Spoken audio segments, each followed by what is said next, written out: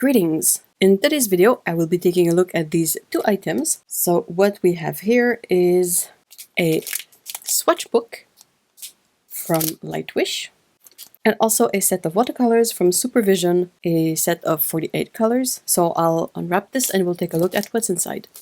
Alright, so the Swatchbook, I noticed while unwrapping it that it's really like a cool design. It's made with these little rings. So you could easily, well, much more easily anyway, remove pages from it if you need to put them somewhere else or to reorder them or something. So it says 12 removable sheets. Okay, 36 spaces per page. Good. 100% cotton. That's amazing. It says it's for watercolor, marker, gouache, colored pencil, oil pastel, and other pigments on paper. Since this is cotton paper, I think you will find a really good use for these with watercolor. I think for other mediums you might not need the qualities of cotton paper all that much, but that's really cool. Let's take a look at this. So we have a vellum or tracing paper protective page. And then we have our sheet of swatches. The paper is really nice. So I love that with the rings you can fold everything under.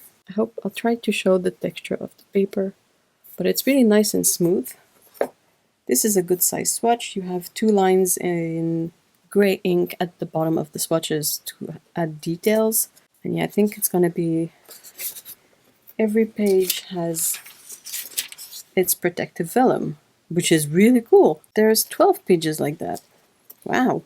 I had heard about swatch books, like commercially available swatch books before, but I never really saw one that I could get here in Canada. So I think this is really exciting because usually Lightwish products are available for me here, so I'm really excited to try this. Of course I'm going to be swatching the paints on the paper in the Swatchbook. Let's see what we have here. Ooh, pretty. Alright, so we have 48 colors. They're all in tubes, and it's a big box, hard to fit in the camera screen, but this is a foam insert that is removable, so that's cool. You can keep the box afterwards with or without the insert. First color I picked, Cobalt Turquoise, is Series 5, and it's made with a genuine cobalt, PB36. From a first glance, this is really nice. You have two black colors, a Payne's Gray, a white, a bunch of browns all the way here. Then we are moving into greens with olive green, and then turquoise color starting about here. This one is deep cobalt turquoise, and it's also PB36, so also a genuine cobalt pigment. Really cool. Turquoise blue, dark cyan. Oh, PB17, PG7. Interesting. Interesting. I'm really eager to, well, use the Swatchbook actually and write down all the pigment info and the paint info and check that out. And yeah, so we move on to blues. There's quite a few color names in there that I know I haven't seen in a lot of places, so I'm extra curious to see what the color is about. For example, this one, Lake Blue Source, PB10. Well, I don't think I've ever seen PB10 before. That's really cool. Alright, so I'm excited. I'll set this up, I'll swatch it, I'll come back. What's this one? Apple Yellow. Oh, it's a mix. Okay. Anyway. Woo, exciting. I'm going to swatch this up. It's going to be a bit of work because there's 48 colors, and I'm going to try to paint something with these, and I will be back to talk about these paints shortly. And I'm back with everything. So, first of all, the swatches. So what I did for these 48 colors, it's a lot of colors and I don't really have any spare palette just, for that. So I had the idea of using this small ice tray, which coincided perfectly with the, the number of tubes and the number of columns here. So I set it up with a row of space in between. But yeah, that's basically all the colors in this, and that way I can just put just a bit of color and use it for my swatches and my demo paintings, and it worked out great. This is really big, so I'll set it aside. The very first thing I did, of course, was the swatches, and I did them in the Swatchbook that I really enjoyed using. So a couple of really awesome features. These rings that makes it possible to fold the page under were really appreciated. I have limited space on my desk, so that way I was able to work with this and have space for the palette, my water, my everything. Then the clear sheet of tracing paper or vellum. And then the swatches themselves. As you can see, they turned out great. Now, of course, the 48 colors didn't fit in one page, so I have a few on the next page. But yeah, it worked out really well. So the Swatchbook itself, so far, I really like it. I'm excited to use it for more sets of paints. I don't know yet if I'll just tack everything like one after the other and find a way to indicate that it's a new set, but I really like it.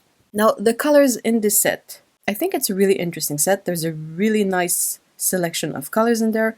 A few of them are quite unique, like this Apollo yellow, which is more of an orange than a yellow really, but now there's a few of the colors in there that were pigments that I'm not familiar with. For example, this one is PR4, we have PR3, so pigment red 4, pigment red 3, pigment red 31, pigment red 146, pigment red 112. I'm fairly sure that I haven't seen these colors a lot.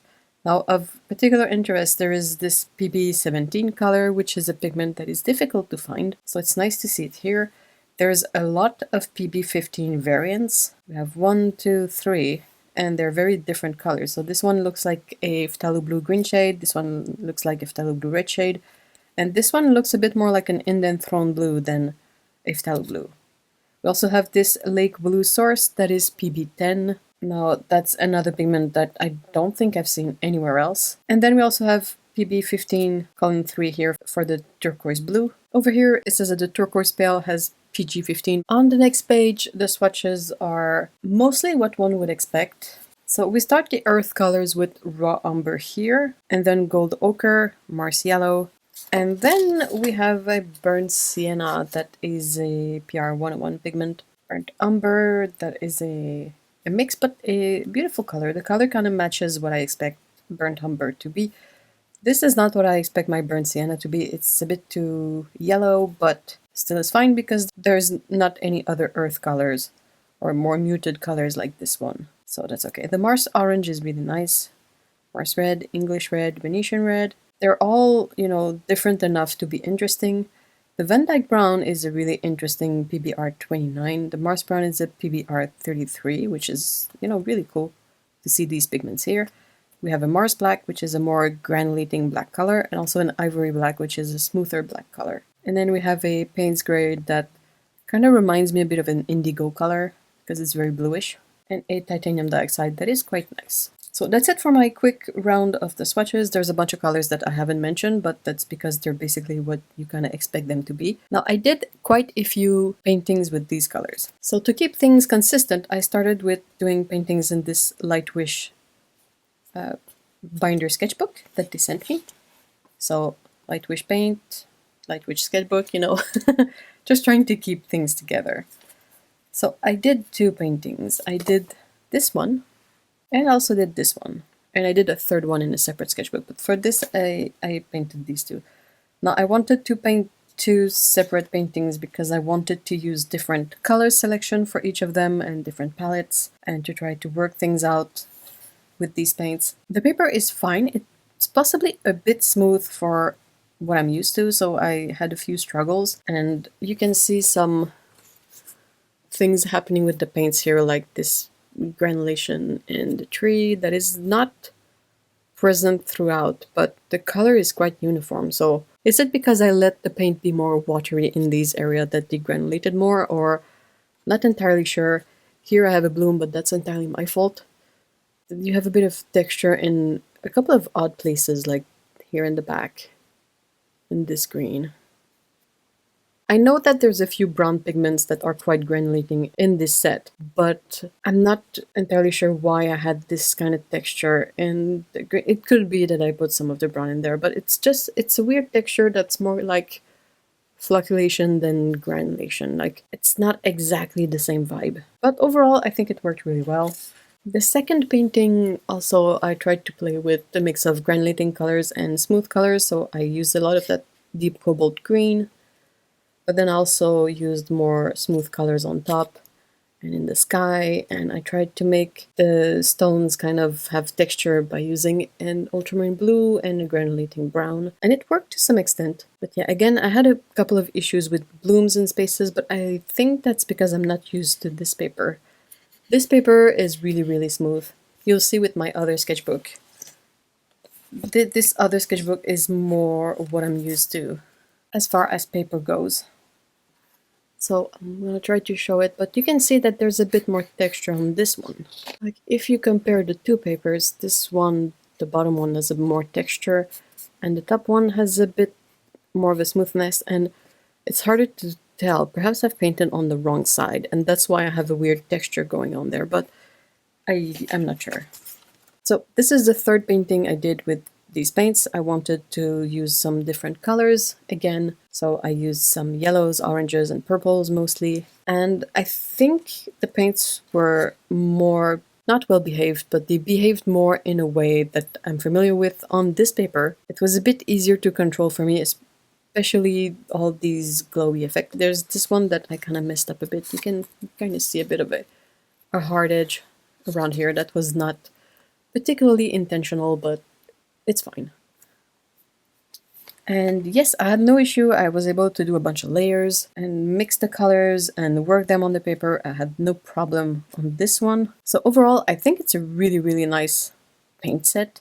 I think its main features is that it has a good range, it is quite affordable, and the paints are a really nice quality. You get 48 tubes of 8 milliliters, and there's no duplicate colors, there is no colors that are much too similar to be useful. So I think that's really, really nice. And that's about it for my review of these paints. I really had a fun time painting with these. To me, it feels like a really good basic set. And if there are some perhaps a bit less light fast pigments in there, well, it's an excellent set for practicing in a sketchbook. Most of the paintings I do are in a sketchbook, and then I can photograph or scan them and print them. So if you do a lot of illustrative work, this is a really good set for that. Or if you just want to learn and you're not really focusing on having the absolute light fastness for everything, if that's not one of your main focuses, then this is a really good set for you. As for the Swatchbook, I think it's awesome. I really like this idea. It can save up so much time and it looks so much better than just painting swatches on any piece of paper.